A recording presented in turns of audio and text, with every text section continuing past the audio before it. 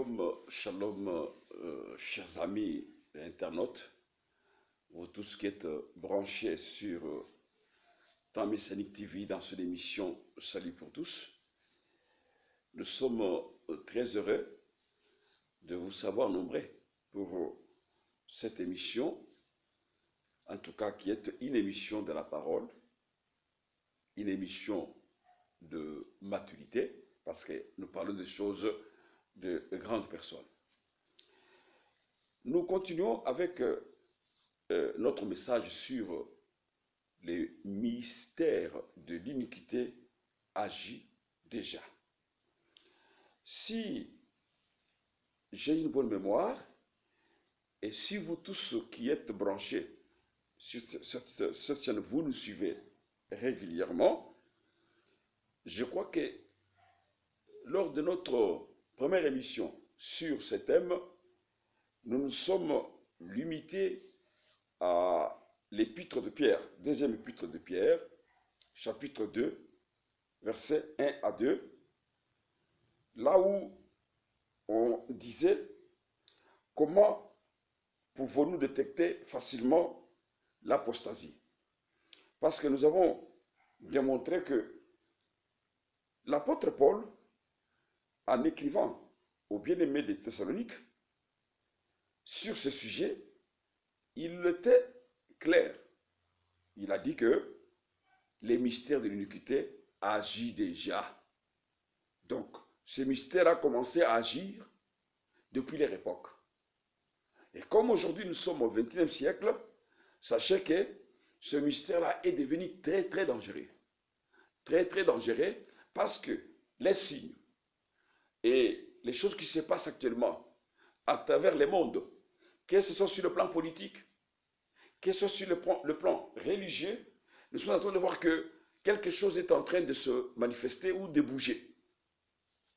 Alors, l'apôtre nous a démontré que les mystères de l'iniquité agissent parce qu'ils préparent l'arrivée de l'impie, le fils de la rébellion.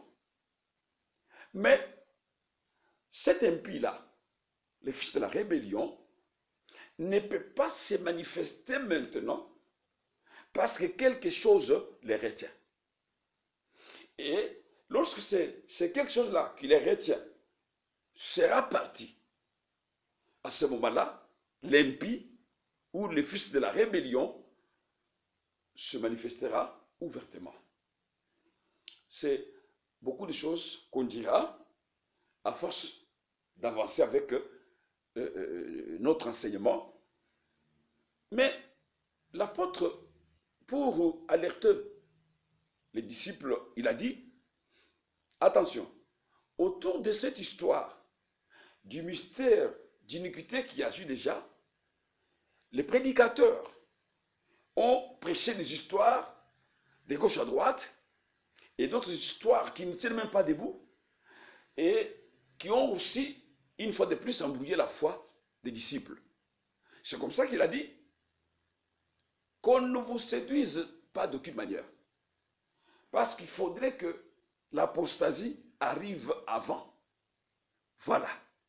Et c'est comme ça que nous allons revenir sur 2 Thessaloniciens, chapitre 2, versets 3 à 4, avant de pouvoir poursuivre avec notre émission d'aujourd'hui. 2 Thessaloniciens, chapitre 2, versets 3 à 4. L'apôtre dit ceci, que personne ne vous séduise d'aucune manière, car il faut que l'apostasie soit arrivée auparavant, et qu'on ait vu paraître l'homme du péché, le fils de la rébellion. Nous comprenons que l'élément moteur qui va d'abord arriver avant que cet impie se manifeste, c'est l'apostasie. Et nous avons dit que l'apostasie, c'est l'action d'abandonner la foi ou la révélation de la vérité. Et nous avons démontré que lorsque nous parlons de la foi, nous parlons de la foi authentique, c'est-à-dire la foi des apôtres, la foi scripturaire, c'est-à-dire la foi qui est battue ou posée sur les saintes écritures. La foi sur toute la parole d'Élohim. C'est comme ça qu'en lisant 2 Pierre 2, 1 à 3, nous avons dit, comment pouvons-nous détecter facilement l'apostasie? La Bible nous a démontré que comme à l'époque, il y a eu de faux prophètes qui étaient là pour dire de n'importe quoi, dans notre temps, il y aura de faux docteurs qui enseigneront ou qui introduiront des sectes pernicieuses. Et la Bible a dit, ils vont entraîner beaucoup de gens derrière eux. La foule suivra ces gens-là. Mais la ruine est déjà réservée pour ce faux docteur.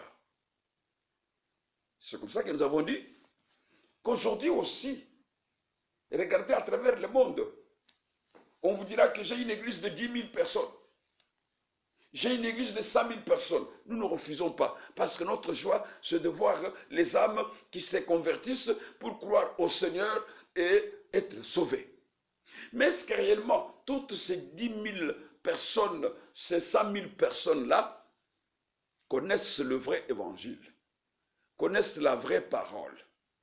C'est là que nous posons beaucoup de questions. Alors, aujourd'hui, nous continuons. Nous disons, l'apostasie étant l'abandon de la foi authentique du faire avec l'erreur. Qu'est-ce que cela veut dire? Il y a des églises, il y a des serviteurs qui peuvent s'accrocher à une erreur, mais qui n'ont pas été éclairés pour comprendre que ce qu'ils font là, c'est une erreur. D'emblée, ces serviteurs-là, ces églises-là, ne sont pas apostats. Parce que l'erreur est généralement le résultat de l'ignorance. Je crois que je me fais bien comprendre. L'erreur est généralement le résultat de l'ignorance. Je vais vous donner un exemple. Prenons Actes des Apôtres, chapitre 19. Nous sommes au verset 1 jusqu'au verset 6. Là, nous allons démontrer l'erreur qui n'était pas une apostasie. 1 jusqu'au verset 6 nous dit ceci. Pendant qu'Apollos était à Corinthe, Paul, après avoir parcouru les hautes provinces de l'Asie, arriva à Éphèse. Ayant rencontré quelques disciples, il leur dit, avez-vous reçu le Saint-Esprit quand vous avez cru?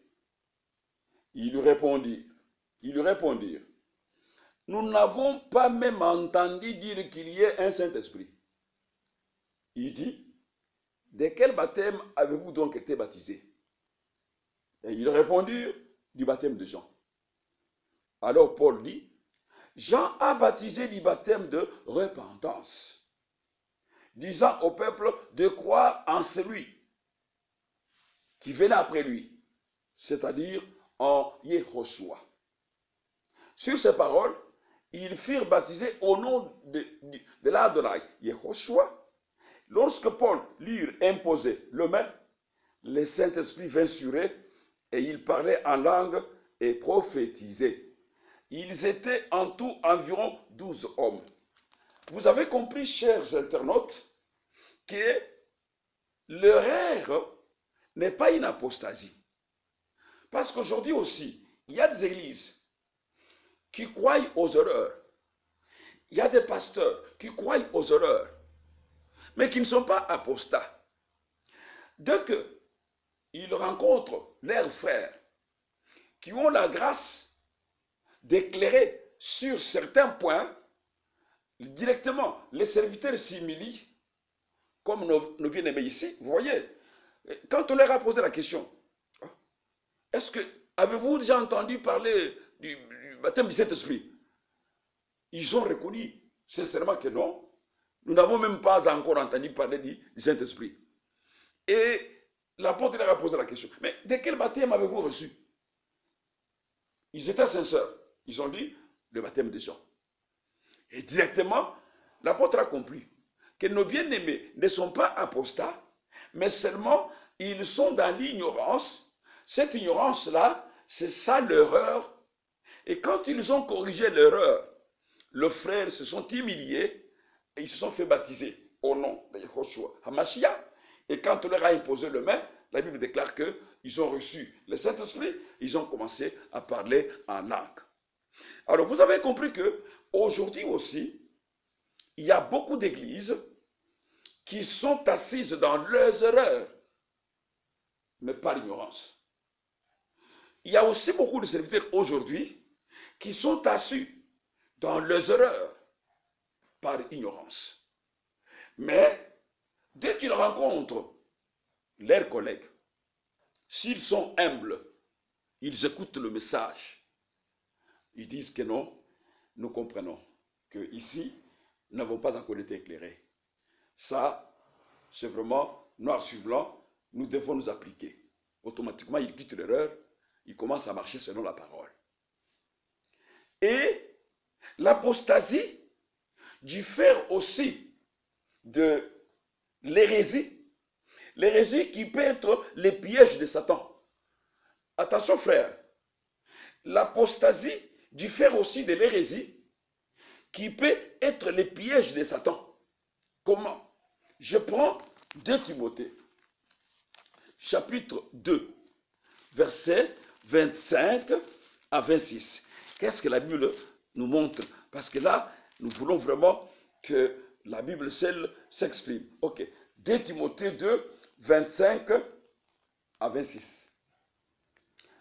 Il doit redresser, on parle du serviteur, il doit redresser avec douceur les adversaires, dans l'espérance qu'Élohim leur donnera la repentance pour arriver à la connaissance de la vérité. Et que, revenus à leur bon sens, ils se dégageront des pièges du diable qui s'est emparé d'eux pour les soumettre à sa volonté. Vous voyez mes frères, vous trouvez quand même quelques frères qui peuvent en train de parler, oui, des hérésies. Nous ne devons pas d'emblée les condamner, d'emblée les mettre en quarantaine, d'emblée les qualifier des apostats. Non, non. Appelons-le.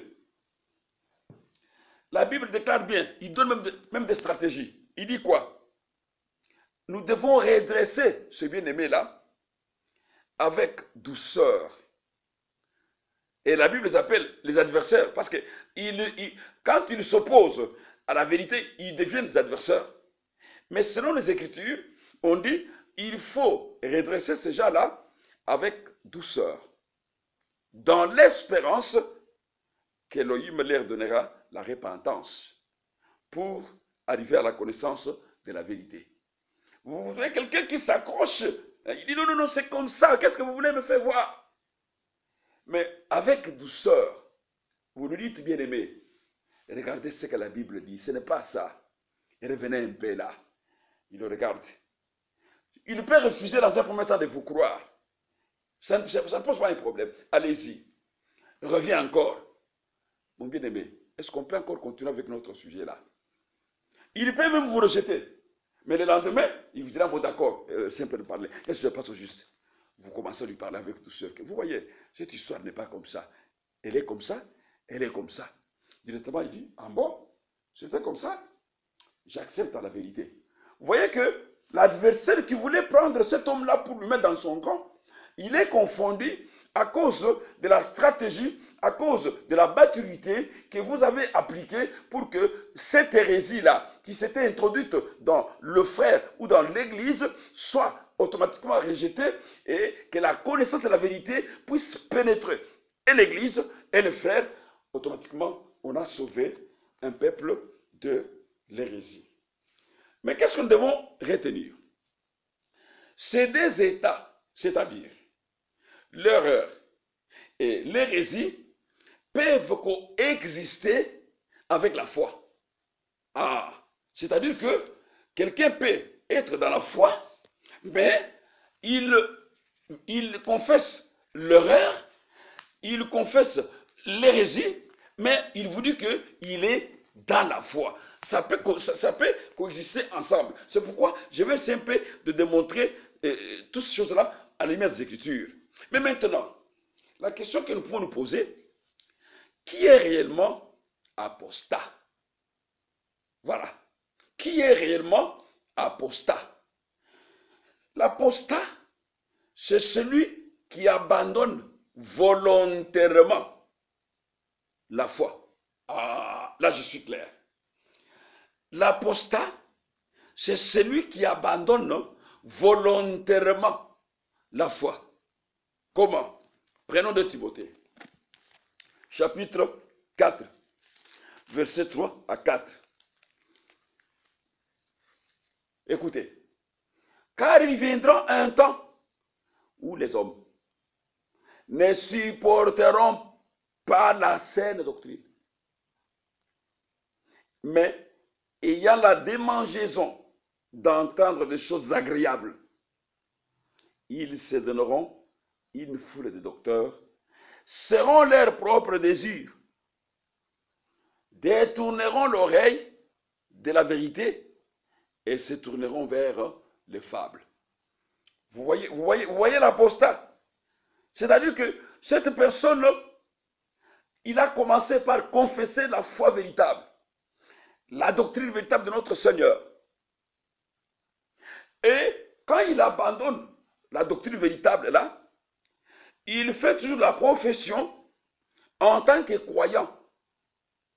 Mais la Bible le qualifie comme quelqu'un qui a détourné l'oreille de la vérité et qui l'a tourné vers le fable. Cet homme ne supporte plus encore la saine doctrine.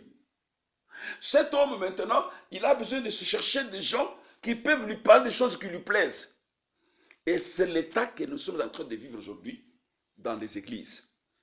Nous connaissons le bien-aimé qui avait très bien commencé en défendant la doctrine, en défendant le message des apôtres.